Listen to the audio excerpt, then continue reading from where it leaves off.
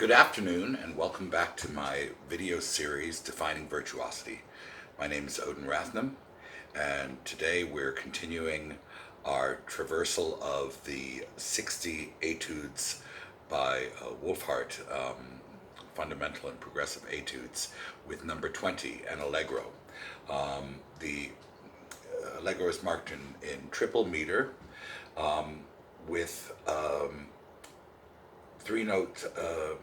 eighth notes slurred into a dotted quarter with crescendi marked in them.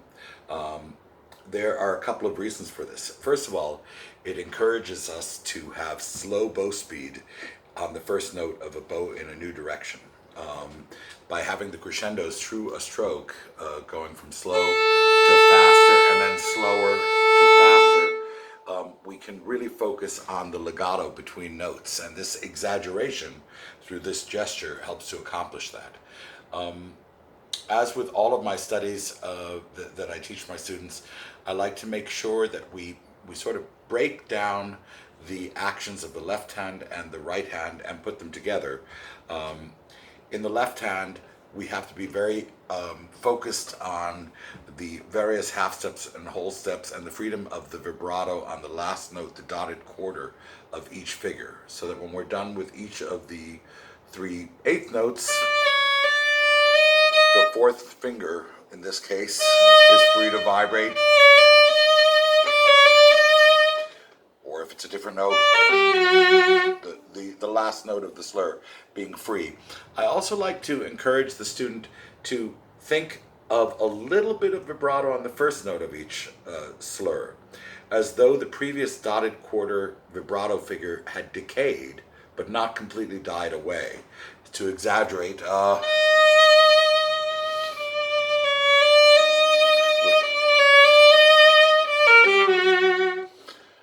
but before doing that, we can isolate just the actions of each of the 2 hands. Taking away the crescendi, we can focus on the lift, drop, lift, drop, drop, lift, lift, drop, drop, lift, lift, drop, lift. And we can focus on that being extremely rhythmical.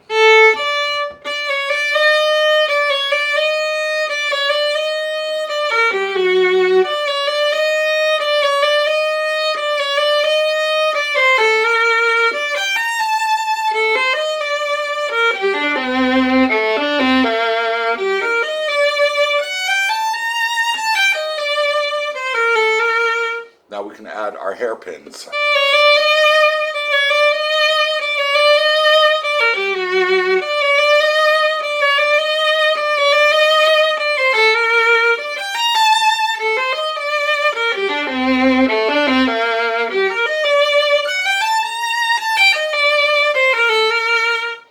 One of the things to think about when we're doing this is to try not to increase the tension of the left hand with the crescendo in the bow, but actually the opposite, to feel more freedom when we crescendo the bow so that the vibrato doesn't become pinched.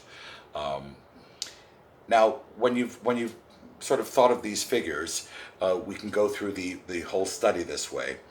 I would suggest that after the ritenuto on the 5th line of the piece, that we could start the a tempo in a piano dynamic. It's marked forte in the beginning, but I think it's good to experiment with some different dynamics and maybe keep it a little bit more sottovoce until we approach the final ritenuto, 3 lines from the bottom.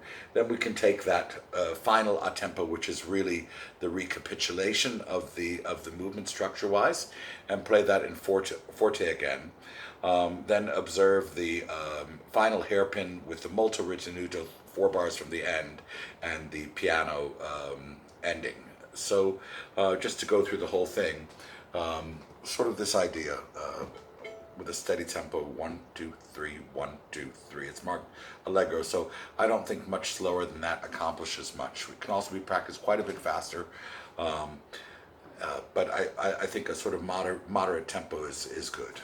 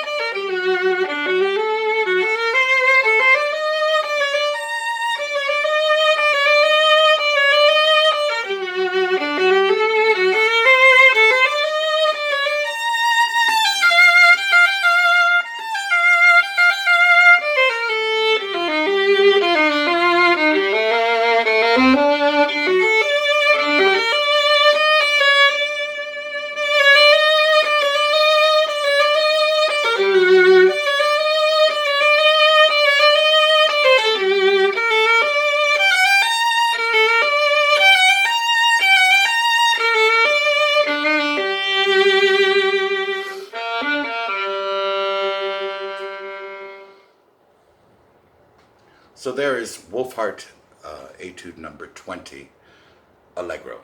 I hope this helps, and that you'll like and share and subscribe to my page. Thanks for listening.